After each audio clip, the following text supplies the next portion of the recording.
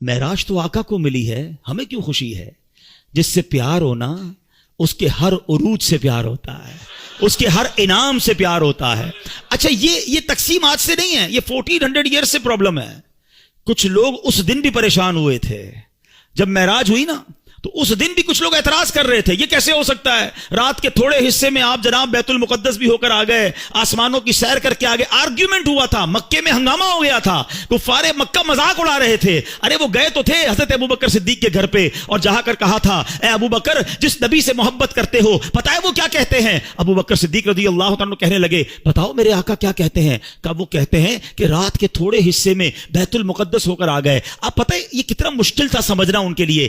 عقل یہ کہتی ہے کیونکہ بیت المقدس کی جو جرنی تھی فرام مکہ ٹو فلسطین، اٹس اباؤٹ 1 month جرنی، 1 مہینے کا گھوڑوں پر اونٹوں پر سفر تھا، مہینہ جانا مہینہ واپسی، اور رات بھی نبی پاک یہاں ہیں، فجر میں بھی یہاں ہیں، اور دعویٰ یہ ہے کہ میں رات ہو کر آیا ہوں۔ بڑا شور مچا، سبحان اللہ۔ صدیق اکبر نے کہا اگر میرے آقا فرماتے ہیں تو سچ فرماتے ہیں، آقا فرماتے ہیں تو حق فرماتے ہیں۔ اچھا لوگوں نے بڑا آرگیو کیا، اے ابوبکر یہ تم کیسے کہہ سکتے ہو؟ یہ تھوڑی دیر میں اتنا بڑا سفر کیسے ہوا؟ حضرت ابوبکر صدیق نے کمال کا جواب دیا، کہتے ہیں میں تو اس سے بڑی بڑی باتیں بھی مانتا ہوں۔ وہ کہتے ہیں رب ایک ہے، میں نے دیکھا نہیں، میں مانتا ہوں ایک ہے۔ وہ کہتے ہیں جبریل قرآن کی آیت لے کر آتے ہیں، میں نے دیکھا نہیں جبریل کو قرآن لاتے ہوئے، قرآن میں نے مانا رب کی کتاب ہے۔ نہ قیامت دیکھی، نہ جنت دیکھی، نہ دوزخ دیکھی، جب میں تمام چیزوں کو بن دیکھے مانگتا ہوں، تو جب میرے آقا فرما رہے ہیں تو سچ فرما رہے ہیں۔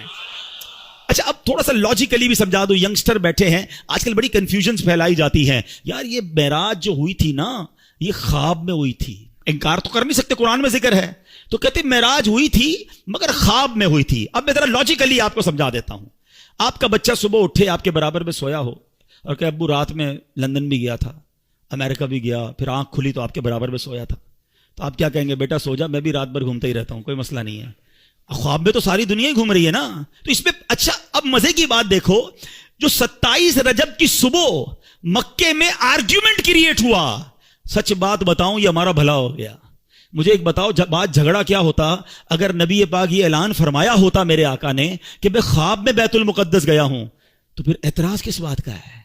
یہ اعتراض بتا رہا ہے، یہ آرگیومنٹ بتا رہا ہے کہ میرے آقا کا دعویٰ یہ تھا کہ میں جسمانی طور پر گیا ہوں، یہ سیر میں نے فزیکلی کی ہے، یہ آرگیومنٹ بتا رہا ہے، یہ کفار مکہ کا اعتراض بتا رہا ہے کہ نبی پاک نے 27 کی مارننگ ریویل یہی کیا تھا کہ میں جسمانی طور پر بیت المقدس گیا ہوں۔ ایمان والے اس وقت بھی مان گئے تھے، ایمان والے آج بھی مان رہے ہیں، ایمان والے اس وقت بھی خوش تھے، ایمان والے آج بھی خوش ہیں۔ اس وقت بھی ابو جہل کو پرابلم تھا، آج بھی کچھ لوگوں کو پرابلم ہے، وہ پرابلم مناتے رہیں، ہم خوشیاں مناتے رہیں گے، اور اللہ ہمیں نبی پاک کے بارے میں ہمیشہ پازیٹو اور خوشیاں منانے والا ہی رکھے۔